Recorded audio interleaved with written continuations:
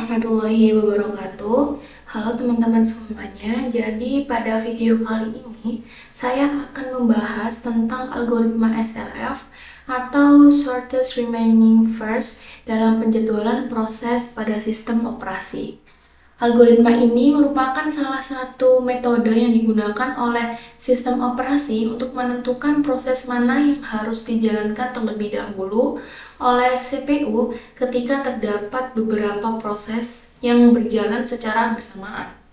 Nah, dengan menggunakan algoritma penjadwalan seperti SRF ini, sistem operasi dapat mengatur penggunaan CPU agar lebih efisien dan proses dapat diselesaikan dengan lebih optimal. Nah, sebelum membahas algoritma SRF, kita perlu memahami terlebih dahulu apa yang dimaksud dengan sistem operasi. Sistem operasi adalah perangkat lunak yang berfungsi sebagai penghubung antara pengguna dengan perangkat keras komputer. Sistem operasi juga bertugas mengelola seluruh sumber daya komputer seperti CPU, memori, dan perangkat input maupun output. Beberapa contoh sistem operasi yang sering digunakan adalah Microsoft Windows, Linux, dan macOS. Lalu selain itu, sistem operasi juga memiliki fungsi penting, yaitu mengatur proses yang sedang berjalan di dalam komputer, termasuk menentukan proses mana yang harus menggunakan CPU terlebih dahulu. Nah, selanjutnya adalah pengertian algoritma. Algoritma adalah serangkaian langkah-langkah logis dan sistematis yang digunakan untuk menyelesaikan suatu masalah. Dalam dunia komputer, algoritma digunakan untuk membantu komputer menentukan langkah apa yang harus dilakukan untuk memproses suatu data. Nah, dalam sistem operasi, algoritma sangat penting karena digunakan untuk mengatur penggunaan sumber daya komputer, salah satunya melalui proses CPU, scheduling, atau penjadwalan CPU. Penjadwalan CPU bertujuan untuk menentukan proses mana yang akan dijalankan terlebih dahulu ketika terdapat banyak proses yang menunggu untuk dieksekusi. Lalu, mengapa algoritma penting bagi komputer? Algoritma sangat penting dalam dunia komputer karena algoritma menentukan bagaimana komputer menyelesaikan suatu masalah secara sistematis dan efisien. Komputer sebenarnya hanya menjalankan perintah yang diberikan oleh program agar komputer dapat bekerja dengan benar dan menghasilkan hasil yang tepat. Maka diperlukan langkah-langkah yang jelas dan terstruktur, yaitu algoritma. Tanpa algoritma yang baik, program komputer dapat menjadi lambat, tidak efisien, atau bahkan tidak dapat menyelesaikan masalah dengan benar. Oleh karena itu, algoritma menjadi salah satu dasar utama dalam pengembangan perangkat lunak dan sistem komputer. Lalu, fungsi algoritma dalam sistem komputer. Algoritma memiliki beberapa fungsi penting dalam sistem komputer, antara lain yaitu menyelesaikan masalah secara struktur. Algoritma membantu komputer menyelesaikan suatu permasalahan dengan langkah-langkah yang jelas dan sistematis. Meningkatkan efisiensi program dengan algoritma yang baik, program dapat berjalan lebih cepat dan menggunakan sumber daya komputer secara lebih efisien. Mempermudah pembuatan program algoritma, membantu programmer memahami alur penyelesaian masalah sebelum menuliskannya dalam kode program. Mengoptimalkan penggunaan sumber daya komputer, misalnya penggunaan CPU, memori, dan penyimpanan data. Lalu selanjutnya yaitu contoh penggunaan algoritma dalam komputer. Nah, algoritma digunakan dalam berbagai bagian sistem komputer, seperti pencarian data. Misalnya, algoritma pencarian pada database atau mesin pencari seperti Google. Terus, pengurutan data digunakan untuk mengurutkan data dalam aplikasi atau sistem informasi. Lalu ada keamanan data atau keamanan dan enkripsi data. Algoritma digunakan dalam proses enkripsi dan keamanan informasi. Lalu penjadwalan proses dalam sistem operasi. Jadi sistem operasi menggunakan algoritma untuk menentukan proses mana yang dijalankan terlebih dahulu oleh CPU. Contohnya adalah algoritma penjadwalan seperti shortest remaining time first yang kita bahas dalam video kali ini. Lalu masuk ke dalam materi. Jadi salah satu algoritma yang digunakan dalam CPU scheduling adalah SRF atau shortest remaining first, yang juga dikenal sebagai shortest remaining time first. Algoritma ini bekerja dengan cara memilih proses yang memiliki sisa waktu eksekusi paling kecil untuk dijalankan terlebih dahulu. SRF merupakan versi preemptive dari shortest job first. Jadi preemptive berarti proses yang sedang berjalan dapat dihentikan sementara jika ada proses lain yang datang dengan waktu eksekusi yang lebih pendek. Tujuan dari algoritma ini adalah untuk meminimalkan waktu tunggu rata-rata proses dalam sistem. Lalu selanjutnya adalah cara kerja algoritma SRF. Itu dapat dijelaskan dalam beberapa langkah. Yang pertama, sistem operasi akan melihat semua proses yang berada dalam antrian CPU. Kemudian, sistem akan memilih proses yang memiliki sisa waktu eksekusi paling kecil. Nah, jika ada proses baru yang masuk dan memiliki waktu eksekusi lebih pendek dibandingkan proses yang sedang berjalan, maka proses yang sedang berjalan akan dihentikan sementara dan CPU akan menjalankan proses baru tersebut. Nah, proses ini akan terus berlangsung sampai semua proses selesai dijalankan. Nah, dengan cara ini, proses yang lebih cepat dapat diselesaikan lebih dahulu sehingga sistem dapat bekerja lebih efisien. Nah, selanjutnya ini ada contoh data proses. Jadi untuk memahami cara kerja algoritma SRF, kita akan melihat contoh data proses berikut ya. Jadi terdapat 4 proses yaitu P1, P2, P3, dan P4.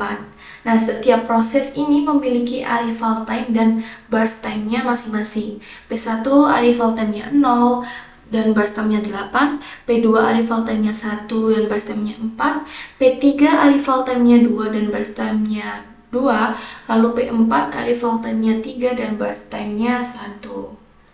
Nah, arrival time itu adalah waktu ketika proses masuk ke dalam sistem, sedangkan burst time adalah waktu yang dibutuhkan CPU untuk menjalankan proses tersebut. Nah, data ini nantinya tuh akan digunakan untuk menentukan urutan proses yang dijalankan oleh CPU. Lalu selanjutnya ada proses penjadwalan. Nah, sekarang kita lihat bagaimana proses penjadwalan terjadi menggunakan algoritma SRF. Nah, pada waktu 0, hanya proses P1 yang tersedia, sehingga CPU menjalankan P1. Nah, pada waktu 1, proses P2 datang dengan burst time yang lebih kecil dibandingkan sisa waktu P1, sehingga CPU menghentikan P1 sementara dan menjalankan P2. Nah, pada waktu 2, proses P3 datang dengan waktu yang lebih kecil lagi, sehingga CPU menjalankan P3. Setelah P3 selesai, CPU memilih proses dengan sisa waktu paling kecil berikutnya sampai semua proses selesai. Jadi urutan eksekusi prosesnya yaitu seperti ini, dari P1, P2, P3, P4, lalu kemudian P1 dan P2. Lalu selanjutnya Gantt chart, yaitu untuk mempermudah melihat urutan proses yang dijalankan CPU. Di sini kita menggunakan Gantt chart ya. Maka dari Gantt chart itu adalah diagram yang menunjukkan urutan eksekusi proses berdasarkan waktu.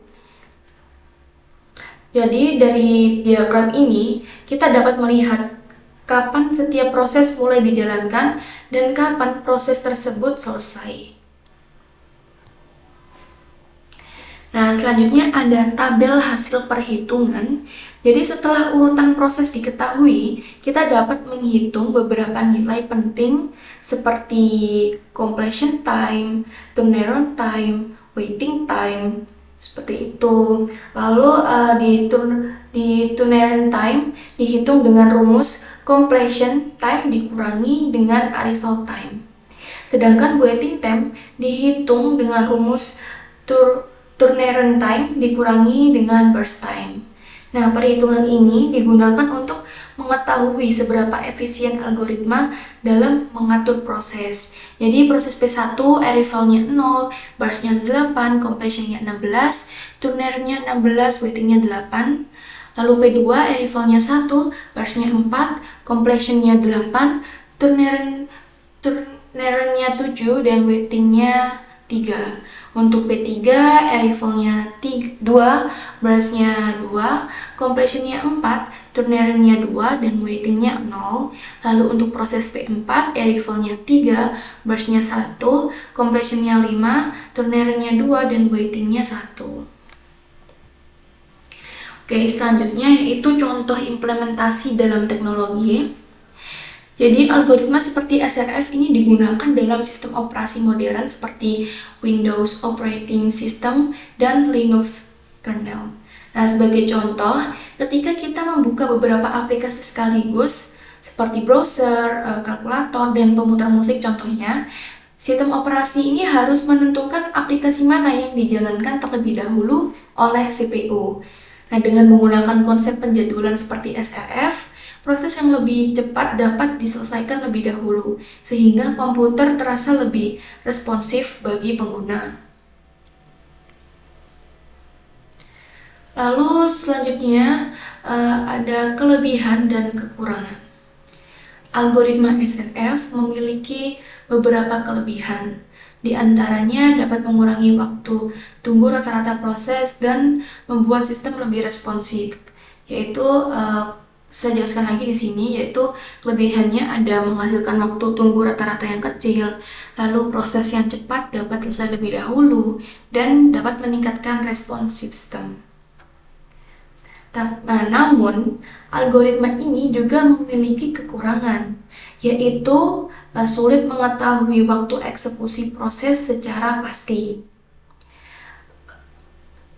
dan dapat menyebabkan starvation, yaitu proses yang membutuhkan waktu lama untuk mengeksekusi lama harus menunggu terlalu lama.